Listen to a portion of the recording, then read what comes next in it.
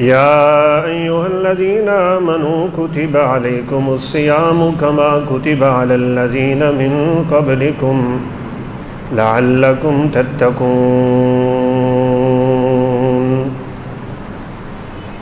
وقال النبي صلى الله عليه وسلم يا أيها الناس قد أظلكم شهر عظيم شهر مبارك فيه ليلة خير من ألف شهر رب اشرح لي صدري ويسر لي أمري واحلل عقدة من لساني يفقهوا قولي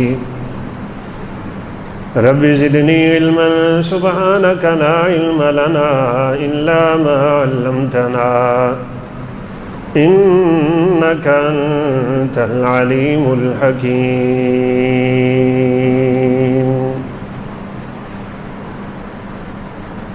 ہر قسم کی حمد و ثنا، کبریائی، بڑائی، تکبیر، تحمید، تسبیح، تعلیل اللہ رب العزت کے شان شایان ہے۔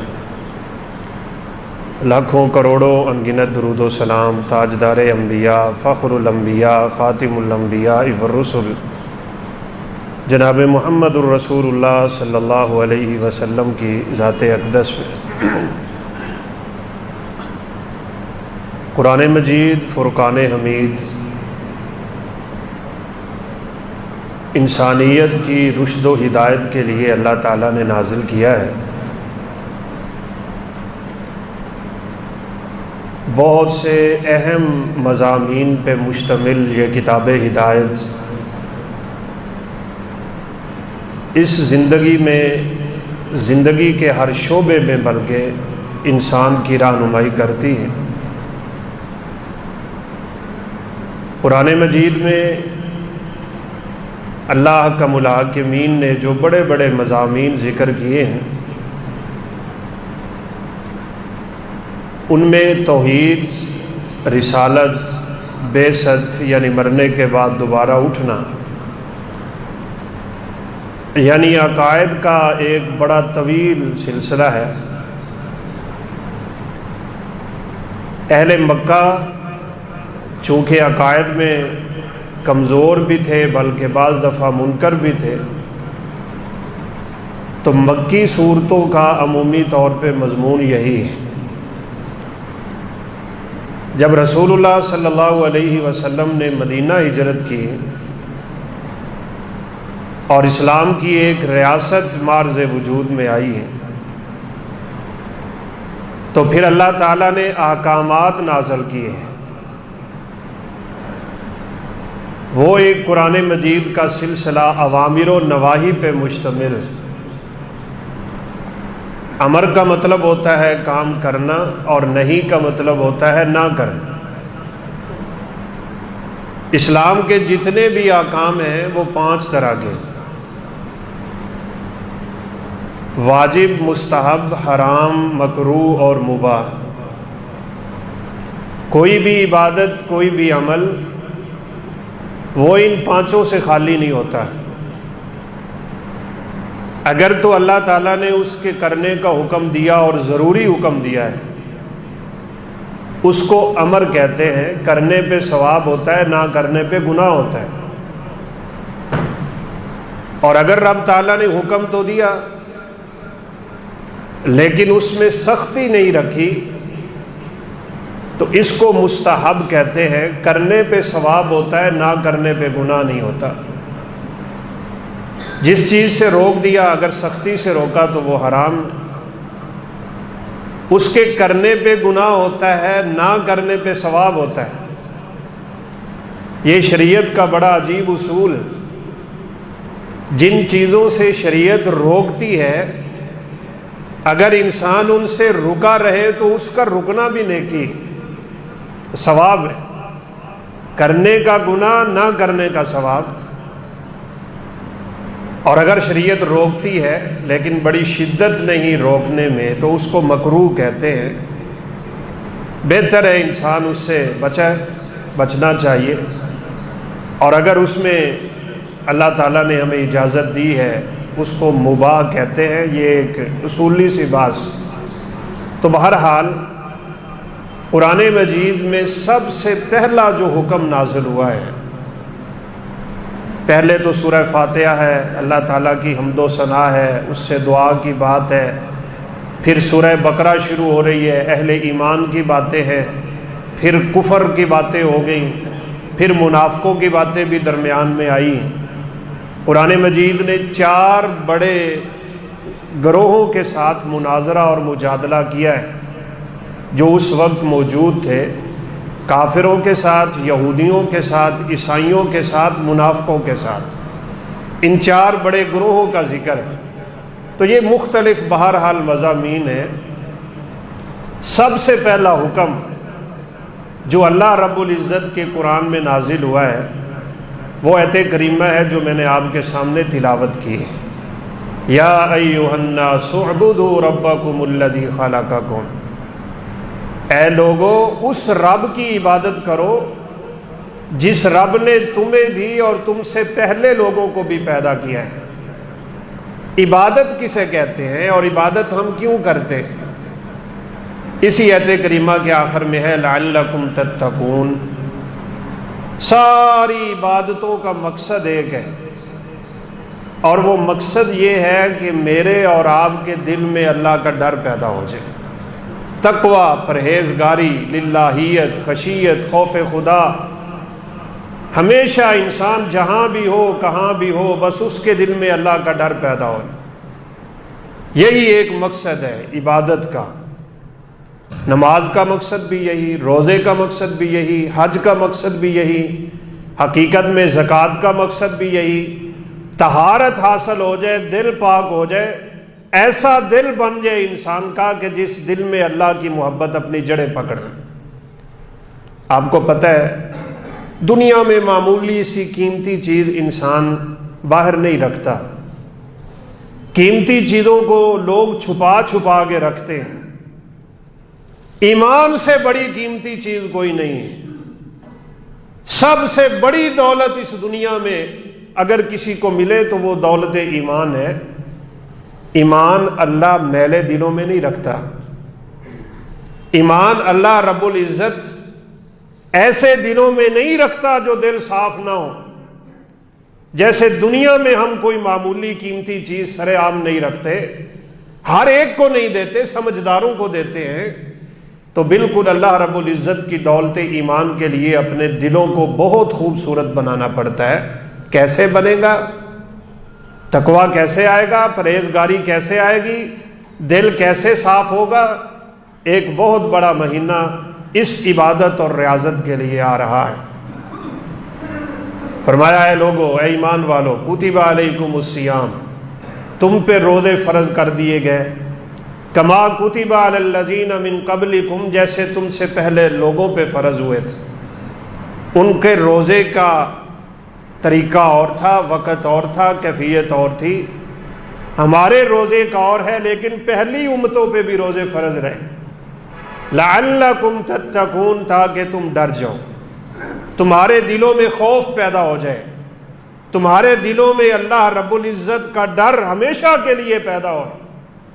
11 مہینے انسان دنیا کے جھنجٹ میں اپنے دل پہ غبار چڑھا بیٹھتا ہے، زنگ آلود کر لیتا ہے اپنے دل کو۔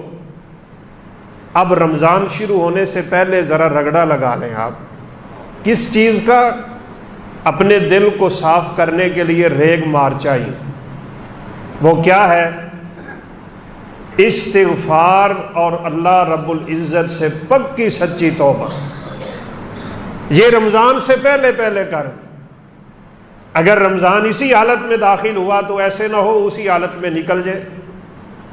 حدیث بڑی مشہور ہے، آپ نے سنی ہوئی، رسول اللہ صلی اللہ علیہ وسلم نے ممبر کی پہلی سیڑھی پہ قدم رکھ کے آمین کہا، دوسری پہ آمین کہا، تیسری پہ آمین کہا، بآواز بلند کا۔ یہ لوگوں کے لیے ایک نیا معاملہ ہے۔ صحابہ نے پوچھا اللہ کے نبی کیا ہوا ہے صلی اللہ علیہ وسلم؟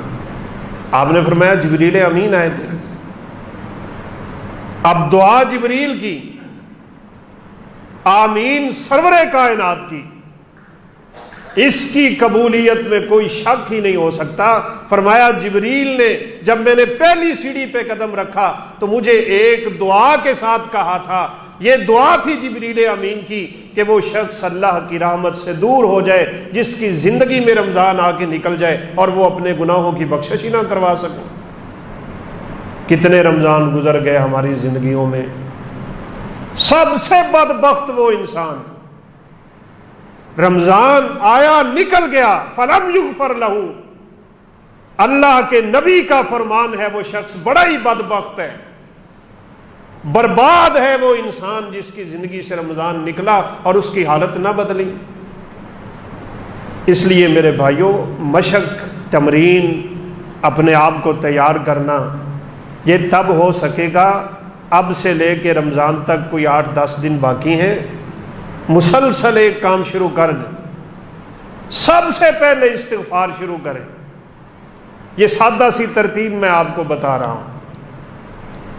حسن بصری رحمۃ اللہ علیہ سے کسی نے پوچھا تھا استغفار زیادہ کیا جائے یا اللہ کا ذکر زیادہ کیا جائے؟ غالب ابن قیم رحمۃ اللہ علیہ سے بھی اس طرح کا قول مروی۔ انہوں نے کہا میلے کپڑوں پہ خوشبو نہیں لگائی جاتی، ذکر تو خوشبو ہے، میلے کپڑے پہلے دھوئے جاتے ہیں، پہلے صاف کیے جاتے ہیں، پہلے ان کی میل کچیل دور کی جاتی ہے، پھر ان کپڑوں پہ خوشبو لگائی جاتی ہے۔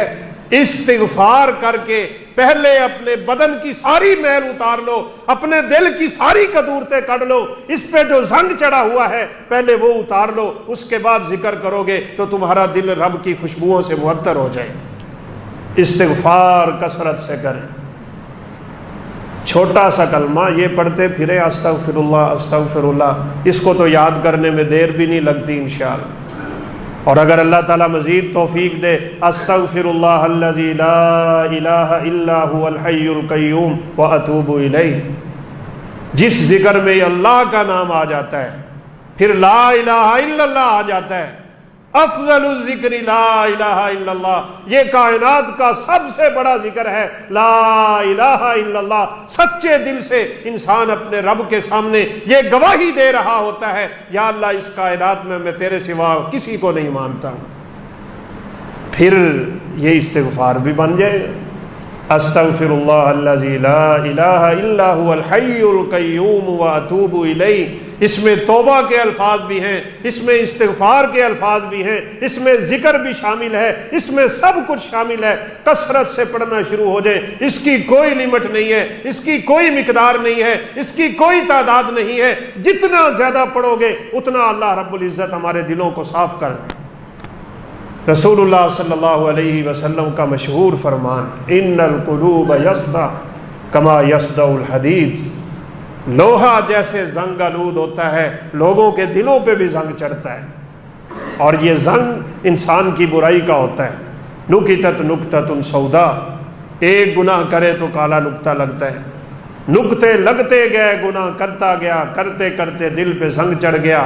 کلا بل ران علی قلوبہم ما کانوا یکسبون، نبی کائنات علیہ الصلوۃ والسلام نے تو یہ آیت کریمہ پڑھی تھی کہ ان کے دلوں پہ یوں زنگ چڑھ جاتا ہے، کالے سیاہ دل ہو جاتے ہیں، اب کیا کیا جائے؟ فما جلاؤھا یا رسول اللہ، اللہ کے نبی آپ بتا دیں یہ جو زنگ چڑھا ہے دلوں کے اوپر، یہ زنگ کیسے اترے گا؟ آپ صلی اللہ علیہ وسلم نے دو چیزیں بتا دی، فرمایا کثرت تلاوت القرآن و ذکر اللہ، اللہ کا ذکر زیادہ شروع کر دو اور قرآن مجید کی تلاوت شروع کر دو، اللہ تمہارے دلوں کو بالکل صاف کر، رمضان سے پہلے پہلے صاف کر۔ پہلے استغفار کریں، پھر توبہ کریں۔ استغفار اور چیز ہے، توبہ اور چیز ہے۔ استغفار کرنے سے جیسے ایک بڑی سخت زمین ہوتی ہے نا، بنجر قسم کی بڑی سخت، اس پہ ہل چلایا جاتا ہے، پہلے اس کو نرم کیا جاتا ہے۔ یہ استغفار ہمارے بنجر دلوں کی زمین کو نرم کر دے گا، پھر نرم ہونے کے بعد وہاں پانی لگتا ہے، پھر دانہ لگتا ہے، پھر وہ زمین اگانے کے قابل ہوتی ہے۔ یہ دلوں کی بنجر زمین کو پہلے استغفار سے آباد کر لو، جب استغفار سے یہ زمین نرم ہو جائے گی، اب آنا توبہ کی طرف، اب لگاؤ توبہ کا پانی۔ ساری کائنات کے گناہوں کو اللہ یوں مٹاتے ہیں، فرمایا یبن آدم انک ما دعوتنی ورجوتنی غفرت لک علی ما کان فیک ولا ابالی۔ ابن آدم تو زندگی کیسے گزارتا ہے، نہ تو مجھے پکارتا ہے، نہ مجھ سے امیدیں رکھتا ہے، نہ تو مجھ سے دعائیں کرتا ہے، نہ تیرا مجھ پہ توکل ہوتا ہے۔ میری طرف سے رزق آتا ہے، میری طرف سے رحمتیں آتی ہے، میری طرف سے برکتیں آتی ہیں، میں تجھے نعمتیں دیتا ہوں، تیری طرف سے گناہ ہی آتے ہیں، تو مجھے پکارتا کیوں نہیں، میرے اوپر توکل کیوں نہیں کرتا، تیری تمنائیں میری طرف کیوں نہیں آتی، تو میرے ساتھ اپنا تعلق مضبوط کر۔ غفرت لک علی ما کان فیک ولا ابالی، یہ کمال کی حدیث قدسی ہے۔ غفرت لک علی ما کان فیک، تیرے گناہ جو بھی ہوں گے، جیسے بھی ہوں گے، جتنے بھی ہوں گے، جو مرضی کر چکا ہوگا، میں تیرے گناہوں کو ایک لمحے سے پہلے معاف کر دوں۔ ولا ابالی، سوچنا پڑتا ہے کسی کو کوئی چیز دینے کے لیے، مجھے کیا ہے، کوئی پرواہ نہیں۔ اللہ الصمد بے نیاز ذات ہے، لیکن ایک بات یاد رکھیے گا، اللہ احکم الحاکمین نے اس حدیث میں، جس کو حدیث قدسی کہا جاتا ہے، ہر انسان کے دل میں خیال آتا ہے میرے گناہ بہت زیادہ ہیں، میں نے یہ کیا ہوا ہے، میں نے وہ کیا ہوا ہے، تو یہ سارے مسئلے ایک ہی حدیث میں اللہ رب العزت نے حل کر دیے۔ یبن آدم لو بلغت ذنوبک عنان السماء، آسمان کی چوٹیوں تک تیرے گناہ کیوں نہ پہنچ جائے، آسمان کی بلندیوں کو کیوں نہ چھو لے، ثم غفرتنی غفرت لک علی ما کان فیک ولا ابالی، تو اس کے بعد ہی مجھے پکارے گا، میں پھر بھی تیرے گناہوں کو معاف کروں گا، مجھے کوئی پرواہ نہیں ہوگی۔ لیکن سچے دل سے، وہ دل سچا کرنے کے لیے پہلے استغفار کرنا پڑے گا۔ رات کا وقت ہو، اندھیرا ہو، کوئی دیکھنے والا نہ ہو، ریاکاری نہ ہو، کسی کو دکھانے کا ڈر نہ ہو، آپ اکیلے بیٹھے ہو، رب سے مناجات ہو رہی ہو، اللہ رب العزت سے سرگوشیاں ہو رہی ہو، تیرے ہاتھ ایک دفعہ اٹھ جائے، کبھی تیری آنکھ سے آنسو کا قطرہ بہ جائے، رب کعبہ کی قسم ہے یہ قطرہ بعد میں گرتا ہے، اللہ پوری زندگی کے گناہوں کو پہلے معاف کر دیتے ہیں۔ قطرتان یحبہم اللہ، دو قطرے تو اللہ پسند ہی بڑے کرتے ہیں، ایک وہ قطرہ جو جسم شہید سے بہتا ہے، دوسرا وہ قطرہ جو خوف خدا سے انسان کی آنکھ سے بہتا ہے۔ یہ دونوں قطرے گرتے بعد میں ہیں، انسان کی بخشش کا ذریعہ پہلے بن چکے ہوتے ہیں۔ اکیلا ہو، دکھاوا نہ کیا کر۔ یہ بعض دفعہ نا تھوڑا ہمیں چیزیں دیکھنے کو ملتی ہیں، کسی بھائی کے ساتھ نماز پڑھ رہے ہوتے ہیں تو وہ بڑی اونچی اونچی تسبیح پڑھ رہا ہوتا ہے، بڑی اونچی اونچی تکبیریں کہہ رہا ہوتا ہے، بڑی اونچی اونچی اس طرح کی باتیں کر رہا ہوتا ہے، اس کی کوئی ضرورت نہیں ہے۔ جس ذات کو ہم پکارتے ہیں، کتنی دفعہ میں نے آپ کو مثال دے دی، رات کا اندھیرا، کالی چیونٹی، کالا پتھر، اس کے اوپر اگر چلتی ہے تو اللہ اس کے رینگنے کی آواز بھی سنتا ہے۔ جس کو ہم سنا رہے ہوتے ہیں وہ سنتا ہے۔ وہ تو دلوں میں جو خیال ابھی اٹھنے ہیں نا، اٹھے نہیں، پیدا نہیں ہوئے، ہونے ہیں، وہ ان کو بھی جانتا ہے۔ یہ چار دیواری ہماری آنکھوں کی ہے، اللہ رب العزت سے کوئی چیز مخفی نہیں ہے۔ لا یخفی علیہ شیء فی الارض ولا فی السماء، 14 کے 14 طبق میں ایک رائی کا دانہ بھی ایسا نہیں جو اللہ رب العزت سے مخفی ہو۔ رسول اللہ صلی اللہ علیہ وسلم کے صحابہ ایک سفر بڑی اونچی اونچی ذکر کر رہے ہیں، شوق تو ہوگا، ایک ہی ذکر با آواز بلند اکٹھا کرنے کی اجازت ہے، بس یاد رکھیے گا، اور وہ ہے حج کا تلبیہ۔ حاجی جب احرام پہن لے، احرام پہن لینے کے بعد صحابہ کرام رضوان اللہ علیہم اجمعین سرور کائنات کی معیت میں ذوالحلیفہ سے روانہ ہو رہے ہیں، جبریل امین آ گئے علیہ الصلاۃ والسلام۔ مسند احمد کی روایت، آپ صلی اللہ علیہ وسلم نے فرمایا، امرانی جبریل، میرے صحابہ جبریل مجھے حکم دے کر کے گئے ان آمر اصحابی ان یرفعوا اصواتهم بالتلبیہ، اپنے صحابہ کو حکم دے دو یہ جو لبیک اللہم لبیک پڑھ رہے ہیں نا، اپنی آوازیں بلند کر لیں، عورتیں اپنی آواز پست رکھیں، مرد اپنی آوازوں کو بلند کر لیں۔ کیوں بلند کر لیں؟ اللہ اکبر۔ ترمذی شریف کی روایت، رسول اللہ صلی اللہ علیہ وسلم نے فرمایا، تلبیہ جب حاجی کی زبان سے نکلتا ہے، وہ اپنی آواز بلند کرتا ہے، وہ تلبیہ جن سنے، پہاڑ سنے، شجر سنے، حجر سنے، وادی سنے، مدر سنے، کائنات کی جو چیز سنتی ہے وہ حاجی کا تلبیہ سن کے تلبیہ کہنا شروع ہو جاتی ہے۔ وہ تلبیہ سن کے اگلی مخلوق کے تلبیہ کہتی ہیں۔ حاجی کے اس تلبیہ کی وجہ سے پوری کائنات تلبیہ پکار رہی ہوتی ہے۔ قیامت کے دن یہ اس کے حق میں گواہی بھی بن جائے۔ اس لیے تلبیہ ذکر الہی ہے، اس کو بلند آواز میں کرنے کی شریعت نے اجازت نہیں بلکہ ترغیب دی ہے۔ اس کے علاوہ اکٹھے ذکر بآواز بلند یہ شریعت میں کہیں ثابت نہیں۔ بعض لوگ بیٹھ جاتے ہیں اکٹھے، پتہ نہیں کیا دانے شانے پکڑ کے، گٹھلیاں شٹلیاں پکڑ کے، اور اکٹھے اللہ اللہ اور پتہ نہیں کیا کیا پڑھتے رہتے ہیں۔ اس کی شریعت میں کوئی اجازت نہیں، اور نہ ہی اللہ رب العزت کو ایسے ذکر کی کوئی ضرورت۔ عبداللہ بن مسعود رضی اللہ تعالیٰ عنہ نے کنکریاں ماری تھیں ان لوگوں کو جو اللہ کے حبیب کے جانے کے بعد مسجد نبوی میں اکٹھے بیٹھ کے ذکر کر رہے تھے۔ ذکر اس کے لیے کیا جاتا ہے جس کو ہم نے یاد کرنا ہوتا ہے۔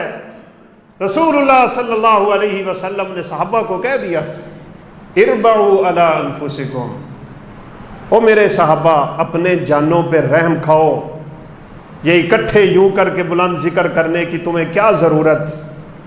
تم جس ذات کو بلا رہے ہو وہ کوئی نعوذ باللہ صمن بکمن نہیں ہے کہ وہ سن نہ سکتا ہو یا وہ بول نہ سکتا ہو، وہ سمیع قریب ہے، وہ انسان کی شاہ رگ سے بھی قریب ہے، وہ تمہاری ہلکی سی آواز کو بھی سنتا ہے۔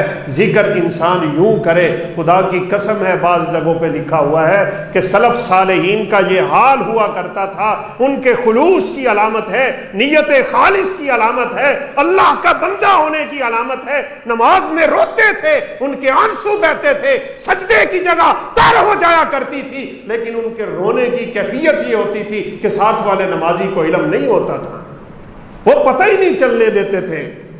کیوں؟ کہیں ہماری عبادت میں ریاکاری نہ آ جائے۔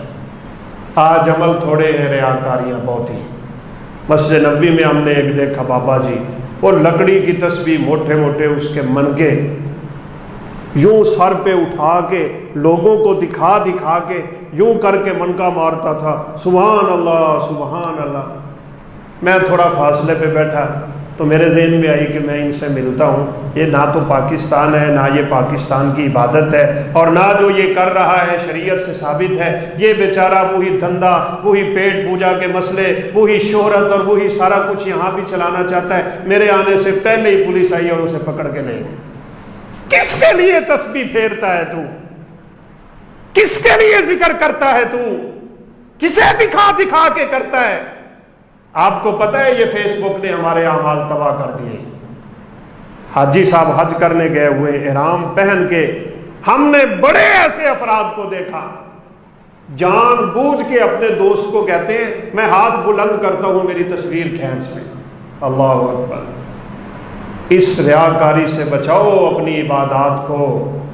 تقوی تقوی تقوی، پرہیزگاری پرہیزگاری وہ چاہیے جو حالت روزہ میں انسان کی ہوتی۔ یہ عبادتوں میں روزے کی ایک خاص اہمیت اسی لیے ہے، ان الصوم لی وانا اجزی بہ۔ جتنی عبادتیں ہم کرتے ہیں لوگ دیکھ لیتے ہیں، چلے رات کو چھپ کے تو انسان کر لیتا ہو تو وہ ایک الگ بات ہے۔ ہم نماز پڑھیں گے لوگ دیکھیں گے، میں جمعہ پڑھا رہا ہوں آپ سن رہے ہیں، میں آپ کو دیکھ رہا ہوں، صدقہ ہم کرتے ہیں، چلے ہو کسی کو نہیں تو فقیر کو تو پتہ چل ہی جاتا ہے، جس کے ہاتھ میں ہم دیتے ہیں اسے تو پتہ چل جاتا ہے۔ جتنی بھی عبادتیں ہیں کوئی نہ کوئی ان عبادتوں سے واقف ہو جاتا ہے، لیکن روزہ ایسی عبادت ہے، ان الصوم لی وانا اجزی بہ۔ اللہ خود اعلان کر دیتے ہیں روزہ صرف میرے لیے بندہ رکھتا ہے اور میں ہی جانتا ہوں کہ اس کا اجر میں نے کتنا دینا ہے۔ اور اس کی مثال آپ نے کئی دفعہ سن رکھی ہے۔ گرمی کا موسم آ رہا ہے، آخری روزے تو گرمی میں ہی ہوں گے، صاف ظاہر ہے مئی کا آخر ہوگا، شدت کی گرمی ہو جائے گی۔ لیکن وجہ کیا ہوتی ہے؟ بندہ وضو کر رہا ہے، دوپہر کا وقت ہے، زور کی نماز ہے، ٹھنڈا پانی ہے، کلی کر رہا ہے، گلے تک جا رہا ہے، کیوں نہیں نیچے اتر رہا؟ وجہ کیا ہے؟ اتار لے تو کون سا کوئی دیکھ لے گا، لیکن روزے کی حالت میں اسے پتا ہے جہاں کوئی نہیں دیکھتا وہاں خدا دیکھتا ہے۔ بس یہ تیری مشق پورے سال کے لیے ہو جائے۔ رمضان آتا ہی اس لیے ہے ہم ایک مہینہ ایسا اپنے رب کے سامنے گزارے ہمارے 11 مہینے کی ساری روٹین سیدھی ہو جائے۔ لیکن پھر بھی بندہ ہے، یہ تو اللہ حکم الحاکمین نے اپنی نبی کی زبان سے ہمیں سنا بھی دیا نا۔ اگر سارے لوگ ایسے ہو جائیں نا کہ کسی سے گناہ ہی نہ ہو تو اللہ تعالیٰ کو ایسی مخلوق پسند ہی نہیں ہوگی۔ اللہ ان لوگوں کو بدل دے گا، ان کو لائے گا جن سے گناہ ہوگا، پھر وہ اپنے رب سے توبہ کریں گے۔ گناہ تو انسان کی فطرت میں داخل، ان النفس لامارۃ بالسوء، یہ نفس ہی تو انسان کو برائی پہ ابھارتا ہے۔ اسی کو روکنے کے لیے ہی تو رمضان آتا ہے۔ تزکیہ نفس جس کو کہتے ہیں، ہم نے اپنے نفس پہ کنٹرول کیسے کرنا ہے، ہم نے اپنے اس نفس کے ساتھ جہاد کیسے کرنا ہے، ہم نے مصیبتوں پہ صبر کیسے کرنا ہے، ہم نے دکھوں پہ صبر کیسے کرنا ہے۔ رمضان کا مہینہ ہمیں بہت کچھ سکھانے کے لیے آتا ہے۔ یقین کی یہ صبر کا مہینہ ہوتا ہے، کھانے پینے سے تو صبر ہوتا ہی ہوتا ہے نا۔ میں اس لیے اس موضوع کو، ویسے تو اگلا جمعہ مناسب تھا اس موضوع کے لیے، لیکن میں اس لیے اس موضوع کو بیان کر رہا ہوں کہ الحمدللہ میں تراویح پڑھانے کے لیے مالدیپ جا رہا ہوں، اور آئندہ سے ہمارے جمعے سے ملاقات نہیں ہوگی، 5-6 جمعے، اس لیے زندگی رہی تو بعد میں باتیں ہوگی۔ لیکن رمضان المبارک کا مقدس مہینہ ہمیں یہ تربیت دینے کے لیے آتا ہے، صبر کریں صبر کریں۔ کھانے پینے سے تو صبر کرتا ہے انسان، لیکن بڑی معذرت کے ساتھ بعض روزے دار ایسے ہوتے ہیں، گالی دینے سے صبر نہیں کرتا، جھوٹ بولنے سے صبر نہیں کرتا، دھوکہ دینے سے صبر نہیں کرتا، فراڈ کرنے سے صبر نہیں کرتا، کسی سے لڑے تو اس سے برے الفاظ کرتا ہے، سارے کام کر رہا ہوتا ہے، بس صرف اس نے کھانا پینا چھوڑا ہوا ہے۔ آپ خود بتائیں اس روزے کا کوئی فائدہ ہوگا؟ اللہ رب العزت خود کہتے ہیں، بعض لوگ ایسے جن کو سوائے بھوکا پیاسا رہنے کے کوئی شے ہاتھ نہیں آتی۔ اللہ کو ضرورت نہیں ہے ہمارے بھوکا پیاسا رہنے کی، نہ اللہ رب العزت کو ضرورت ہے یہ جو ہم ماتھا زمین پہ جا کے پھینک دیتے ہیں۔ اگر تیرے دل میں میل کچیل ہی ہے اور تو سجدے کر رہا ہے تو رب کو تیرے سجدوں کی کیا ضرورت؟ ان عبادتوں کا اصل مقصد یہ ہے دل کو بالکل پاک صاف کرنا، حرام کمائی سے، دنیا کی محبت سے، جھوٹ، حسد، بغض، کینہ، عداوتیں، یہ دشمنیاں، یہ اختلاف، یہ گندی سوچیں، یہ گندی فکریں، یہ خیالات کا برا ہو جانا۔ اسی لیے تو رمضان ہمیں پریکٹس دے رہا ہے، ابھی سے اپنی تیاری شروع کر دیں، اپنے دل سے ان تمام چیزوں کو نکالنے کی کوشش کریں، استغفار کثرت سے شروع کریں، پھر توبہ کریں۔ رمضان کے داخل ہونے سے پہلے توبہ کے لیے ضروری ہے تو یہ ہر موضوع ہی اپنی جگہ پہ ایک مستقل حیثیت رکھتا ہے۔ توبوا الی اللہ توبۃ نصوحا، پکی سچی توبہ کیا کرو۔ ہمارے ہاں تو بڑا مشہور ہے، لوگ کوئی چیز دیکھتے ہیں تو یوں ہاتھ لگاتے ہیں زبان پہ اور کان پہ رکھ کے کہتے ہیں توبہ توبہ توبہ۔ یہ توبہ نہیں ہے، التوبۃ ہی الندامہ، تیرے دل سے شرمندگی کے اٹھ جانے کا نام توبہ ہے۔ انسان کو چین نہ آئے، قرار نہ آئے۔ ایک صحابی آ رہے تھے فجر کی نماز پڑھنے کے لیے، گناہ ہو گیا چھوٹا سا، چین نہیں آیا انہیں نماز میں، سرور کائنات نماز پڑھا رہے ہیں، اللہ کے نبی کی مسجد ہے، پوری نماز بے چینی میں گزری اس صحابی رسول کی، اور جو ہی سرور کائنات سلام پھیر کے پیچھے کی طرف منہ کیا، بھری مجلس میں یہ کھڑا ہو گیا تھا۔ یہ کمال ایمان کی نشانی ہے۔ طاہرنی یا رسول اللہ صلی اللہ علیہ وسلم، اللہ کے نبی مجھے پاک کر دے۔ آپ نے توجہ نہیں کی، توجہ کر کے کیا کرنا تھا؟ یہاں کوئی بندہ پوری مجلس میں کھڑا ہو کے یہ بات کر سکتا ہے میں نے فلاں عورت کے ساتھ یہ کام کیا ہے، میں نے چوریاں کی ہوئی ہیں؟ ہم تو لوگوں سے چھپتے پھرتے ہوتے ہیں نا، لیکن جب اس نے سب کے سامنے کھڑے ہو کے اپنے گناہ کا اقرار کر لیا، یہی تو توبہ ہے۔ دل سے اٹھی تھی وہ، چین ہی نہیں آ رہا تھا اس کو، سرور کائنات علیہ الصلوۃ والسلام نے اس کی طرف توجہ نہیں کی۔ میرے اور آپ کے لیے بہت بڑا سبق ہے، لوگوں کے عیبوں پہ توجہ نہ کیا کریں۔ ہم تلاش کرتے ہیں کسی کی کمزوری ہاتھ میں آ جائے، پھر بلیک میلنگ کا سلسلہ شروع ہوتا ہے۔ کسی کی کوئی چیز ہاتھ میں آنے کی دیر ہے، مسلمان کا ایمان نعوذ باللہ بہہ جاتا ہے وہاں پہ، پھر اس کو بلیک میل کر کے پیسے لیتے ہیں۔ من ستر مسلما سترہ اللہ یوم القیامہ۔ دنیا میں اگر کوئی شخص یہ عادت بنا چکا ہے نا کہ وہ لوگوں کے عیب تلاش کرتا ہے، لوگوں کی برائیاں تلاش کرتا ہے، اللہ رب العزت کہتے ہیں قیامت کا دن ہوگا، ساری کائنات ہوگی، سارے انبیاء ہوں گے وہاں، صلحاء ہوں گے وہاں، شہداء ہوں گے وہاں، اولیاء ہوں گے، ساری کائنات کے سامنے میں اس بندے کو کھڑا کر کے ذلیل کر دوں۔ لوگوں کو ذلیل کرتا ہے دنیا میں، جب اللہ رب العزت کسی کو ذلیل کریں گے اس بدبخت کی ضلالت کا عالم کیا ہو جائے۔ میں زیادہ دور نہیں جاتا، سیدنا ابراہیم علیہ الصلوۃ والسلام کا باپ، بعض نے چچا لکھا بعض نے باپ لکھا، میں اس سے کوئی سروکار نہیں، قرآن میں اس کا نام آزر ہے، آزر۔ قیامت کا دن ہوگا، ابراہیم علیہ الصلوۃ والسلام ایک وقت تک اپنے باپ کے لیے استغفار کرتے رہے، پھر اللہ نے روک دیا، مشرکوں کے لیے استغفار نہ کیا کریں، رک گئے۔ قیامت کا دن ہے، اللہ نے اپنے خلیل سے وعدہ کیا ہوا ہے، اللہ کہتے ہیں وَلَا تُخْزِنِي يَوْمَ يُبْعَثُونَ۔ قیامت کے دن ابراہیم کہیں گے اللہ تو مجھے ذلیل نہیں کرے گا۔